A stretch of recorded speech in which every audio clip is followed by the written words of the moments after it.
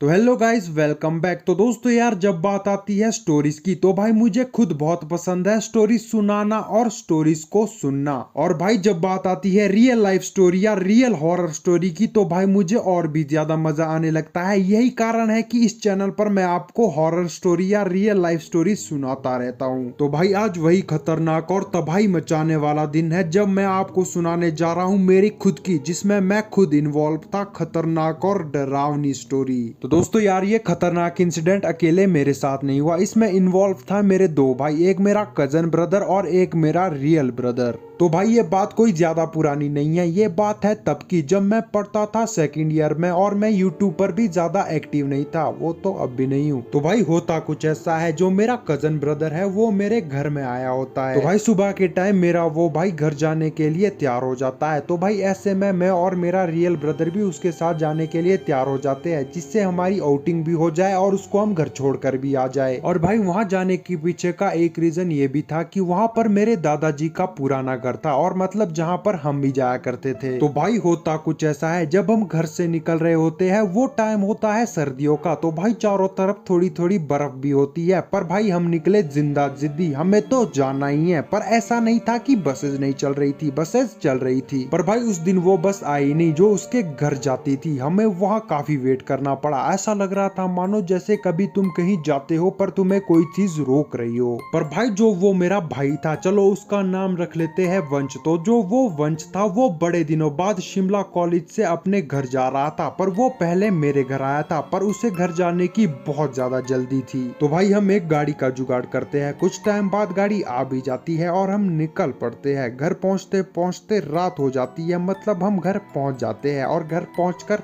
खुश होते हैं। भाई एक दिन हम आराम से उसके घर पर चिल करते हैं और मजे करते हैं। भाई वो दिन तो अच्छे से निकल जाता है, पर भाई दूसरे दिन मजे करते करते हमारे दिमाग में पता नहीं क्यों पर एक खुराफात आ जाती है, और हम सुबह से ही प्लानिंग शुरू कर देते हैं कि रात को किसी आत्मा को बुलाएंगे। और भाई ये आइडिया और किसी का नहीं बल्कि मेरे छोटे भाई का ही था, और भाई सब इसके लिए तैयार कि ये तो करना ही है। और जब चार लौंडे साथ हो गए तो कुछ ना कुछ तो होना ही था। तो भाई रात हो जाती है और खाना वाना खाने के बाद हम घुस जाते हैं रूम में और कुछ नहीं करते, क्योंकि भाई कुछ पता ही नहीं था कि आत्मा को बुलाते कैसे है। मूवीज में देखा था कि अंधेरा कर कर गोलधारे में बैठते हैं और बीच में मोमबत्ती जलाते हैं और भूत को बुलाना शुरू करते हैं। पर भाई हम तो हम है, डर भी लगता है, तो भाई लाइट ऑन ही रखते हैं कि कहीं सच में भूत ना आ जाए और वो पेल करना चला जाए। तो भाई उसके बाद हम शुरू करते हैं अपनी प्रक्रिया, बीच में मोमबत्ती जलाकर और चारों तरफ गोला बनाकर शुरू कर देते हैं बोलना, अगर भूत है तो आकर दिखा, अगर भूत है तो आकर दिखा। किसी को कुछ पता नहीं चल रहा कोई आ रहा है या नहीं आ रहा, सबको लग रहा है कि भाई फालतू टाइम वेस्ट कर रहे हैं, यहाँ पर कुछ भी नहीं है।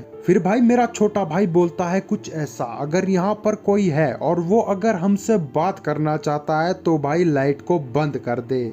और फिर क्या, लाइट हो जाती है बंद और हमारी फटकर हो जाती है 50। भाई फ्यूज उड़ चुका था कि ये हुआ तो हुआ कैसे हुआ। हमारी फटकर 4 हो चुकी थी और सब कंबल के अंदर ऐसे घुस चुके थे जैसे वही घर हो। और भाई थोड़ी देर बाद जैसे तैसे अपने डर को कंट्रोल कर कर उस कंबल से बाहर निकलते हैं। और भाई मेरे कजन का, जिसका नाम वंश है, उसका घर होता है और वो बोलता है चलो ऐसे ही लाइट चली गई होगी, क्या पता इत्तेफाक होगा, ऐसा कुछ नहीं है, डरो मत। हम उसकी बात को मान तो जाते हैं, पर भाई चुल फिर भी खत्म नहीं होती। उसके 10 मिनट बाद हम दोबारा गोले में बैठते हैं और बीच में कैंडल जला देते हैं। इस बार मेरा छोटा भाई दोबारा कुछ ऐसा बोलता है, अगर यहाँ पर कोई है और वो अगर हमसे बात करना चाहता है तो भाई लाइट को ऑन कर दो। और क्या भाई, लाइट ऑन भी हो जाती है और भाई उसके बाद फट जाती है हमारी गांड, और हम जैसे तैसे भागकर और दौड़कर निकलते हैं कमरे से बाहर और घुस जाते हैं सीधा किचन में, जहां पर हमारे घर वाले थे। पर भाई घर वाले भी हमारे ही है, मानने से बिल्कुल मना कर देते हैं कि ऐसा कुछ हुआ है। उनको लग रहा है कि ये लोग हम पर प्रैंक कर रहे हैं। पर भाई मेरी उस समय तक बहुत फट चुकी थी और मुझे घर की याद आने लगी थी।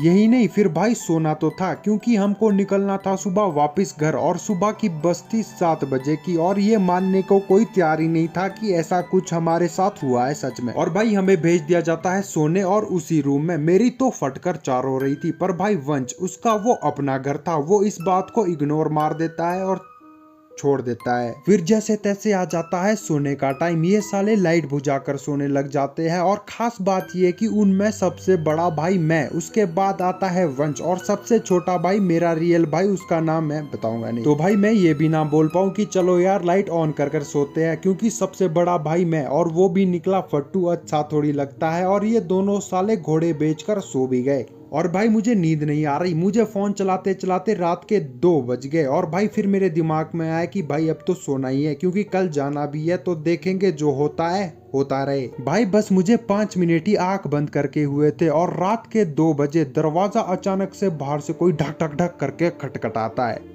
मतलब नॉकिंग होती है। और उसके बाद भाई मेरे सच में पसीने छूट गए और वो नॉकिंग की आवाज बस मुझे सुनाई दे रही है, क्योंकि अगले दिन जब मैंने पूछा तो भाई वो किसी को नहीं सुनाई दे रही थी और ना ही कोई उठा उसकी आवाज के कारण। भाई मेरी चीख निकलते निकलते बची और हार्ट अटैक आते आते बचा। वो पूरी तरह वैसा ही नॉक था कि कोई बाहर से जोर जोर से दरवाजा खटखटा रहा हो। और भाई उसके बाद मैं रात को एक पल नहीं सो पाया हूँ। ये तो वो अच्छी बात है कि मेरा फोन चार्ज था। और भाई नेगेटिव एनर्जी इस तरह की थी कि भाई मुझे गर्मी के कारण पसीने आने लगे थे, मैं भीग चुका था। और भाई मेरे साथ वो क्या हुआ मुझे आज तक नहीं पता। और भाई सुबह होते ही हम वहां से निकल गए और बस से सीधा घर आ गए। और भाई मैंने एक बात घर में भी बताई, पर घर में भी ज्यादा किसी ने गौर नहीं फरमाया इस बात पर। फिर भाई उसी घर की एक खतरनाक स्टोरी और सामने आई, पर भाई मैं उसको तभी सुना सकता हूँ अगर मुझे परमिशन मिलती है, तो भाई मैं आपको जरूर बताऊंगा। और उसके बाद मैं वापिस भी नहीं जा पाया वहां पर जाए हुए मुझे कम से कम 1 साल से ज्यादा होने वाला है। तो भाई ये थी आज की रियल स्टोरी जो भाई हमारे साथ हुई थी और मेरे साथ खास करके हुई थी। अगर आपको ये स्टोरी पसंद आई है तो चैनल को सब्सक्राइब कर दे, वीडियो को लाइक कर दे, बेल आइकन दबाना ना भूले और कमेंट जरूर से कर दे। Thanks for watching.